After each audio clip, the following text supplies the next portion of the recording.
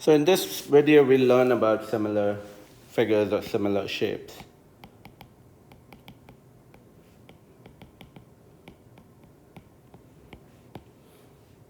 Okay, so what do you see in these two shapes? So what I want you to identify is what are the similarities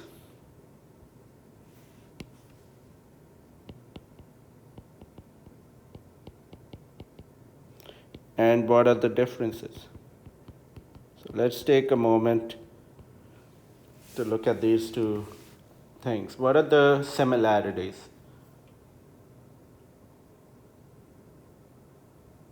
Now, what are the differences?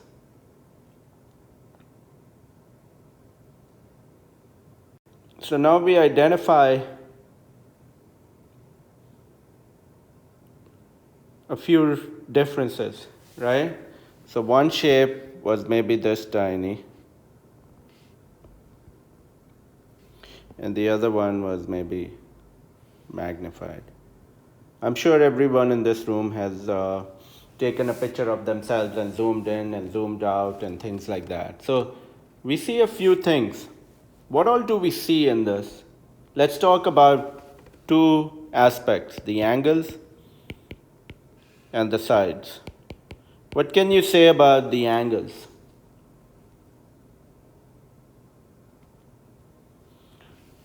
The angles in this are all 90 degrees, right? What about this? The second shape. This shape is also 90 degrees. So are the angles the same? So we know this, that the angles are the same. What about the length of the sides? If we compare this length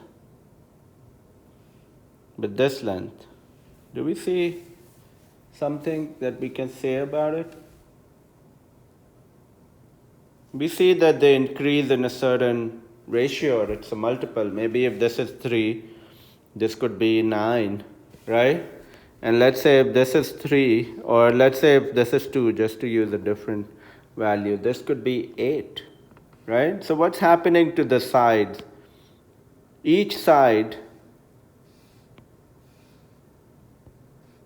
is a multiple.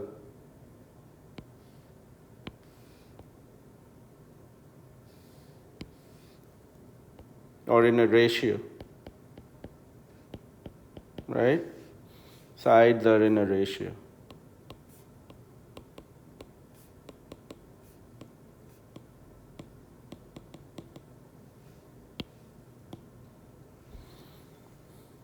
So let's try a few questions. So we have these two shapes, right? We see that the two shapes are similar. What is the measure of the missing length, n?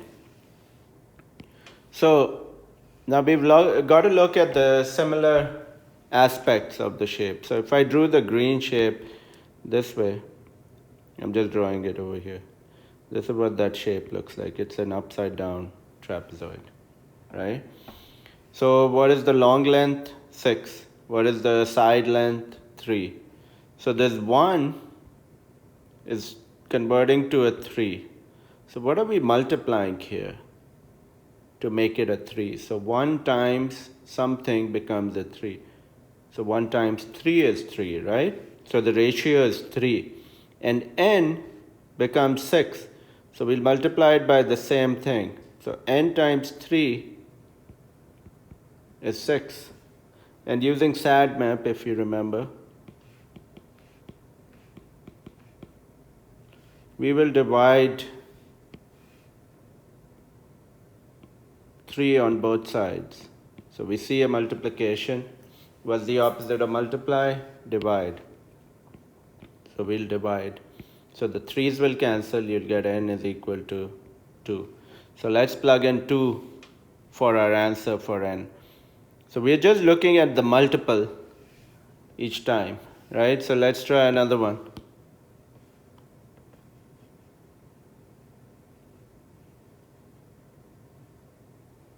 So again, we can reshape this to see what's the connection between them. But we notice, like if I drew the green one again down here, So this would become R and this would become 55. Now 55 is related to the 77 and the R is related to the 49. So when we write our equation, we can start with any one. So let's take the R diagram. What is the equal length in the other diagram? 49. So we'll write that as a ratio. And then we'll equate it to the other ratio. So now we have 55 and 77. So we started with the R diagram. So we'll write 55 first. The ordering is important. And we'll write 77. So we get R is equal to 55 divided by 77 times 49. Now let's solve this. So using 7 as our multiple, this goes 7 times, this goes 11 times, this goes 5 times. So R is 35. You can use a calculator. So let's plug in 35 for our answer.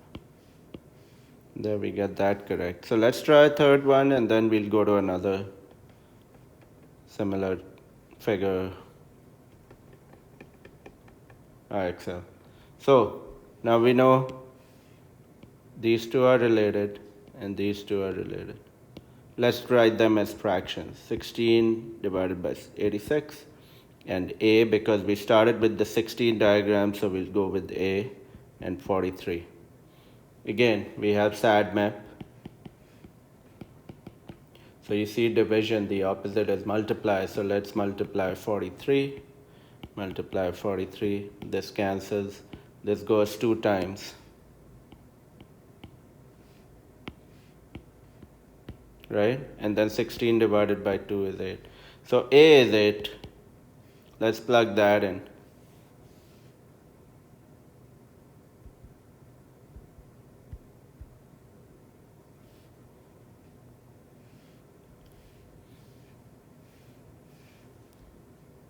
So basically, what are we doing?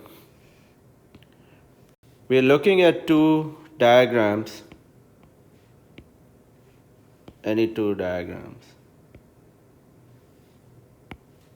and writing the corresponding sides as a ratio. So let's change a few things. So instead of B, let me write A, B, and C over here. And let me write this as X, Y, and Z. So A is corresponding to X, and that B is corresponding to Y, and C is corresponding to Z. So if you use this and solve the ratios, you'll get one of the sides. And that's how this aspect is done.